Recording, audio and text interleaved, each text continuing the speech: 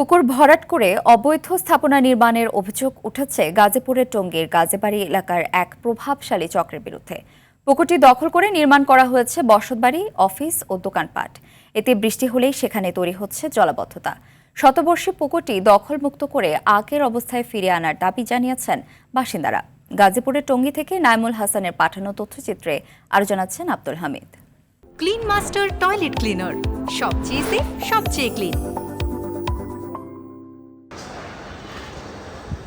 Gazipur city কর্পোরেশনের আওতাভুক্ত টঙ্গীর ৫৬ নম্বর ওয়ার্ডের পানির অন্যতম উৎস হিসেবে শত বছর ধরে ব্যবহার হয়ে আসছিল এই পুকুরটি।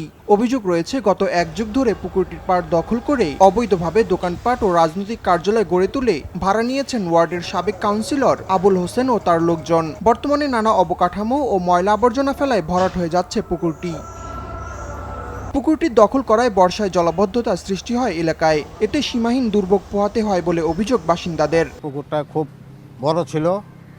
এটা আস্তে আস্তে আওয়ামী লীগ সরকার ক্ষমতায় আসার পর আমাদের সাবেক কাউন্সিলর আবুল হোসেন এটাকে দখল করে ভাড়া দিয়ে পুকুরের পরিবেশটা সম্পূর্ণ নষ্ট করে দিয়েছে। এই ঘনবসতি একটি এলাকায় যদি আগুন লাগে তাহলে এই পুকুরের পানি দিয়ে আগুন নিবানো হতো, কিন্তু দুঃখের বিষয় কতিপয় ব্যক্তি এই পুকুরটিকে এক প্রকার দখল অবস্থায় রেখেছে। পুকুরটি আসলে ছোট হয়ে যাচ্ছে দিন দিন, আশেপাশে দোকানপাট হয়ে এটা দখল হয়ে যাচ্ছে। আমি চাই যে এই পুকুরটা আসলে আমি আগে যেমন দেখেছি যে খোলামেলা ছিল, আশেপাশে দখলমুক্ত ছিল, এবং এখানে যদি একটা ওয়ার্কওয়ে হয়, মানুষ যদি সকালবেলা একটু হাঁটাচলা করতে পারে, তাহলে এটা এলাকার জনগণের জন্য ভালো।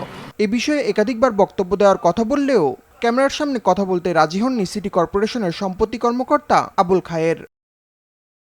পুকুরটি দখলমুক্ত করে জনসাধারণের জন্য উন্মুক্ত করতে দ্রুত কার্যকর পদক্ষেপ গ্রহণের দাবি এলাকাবাসীর।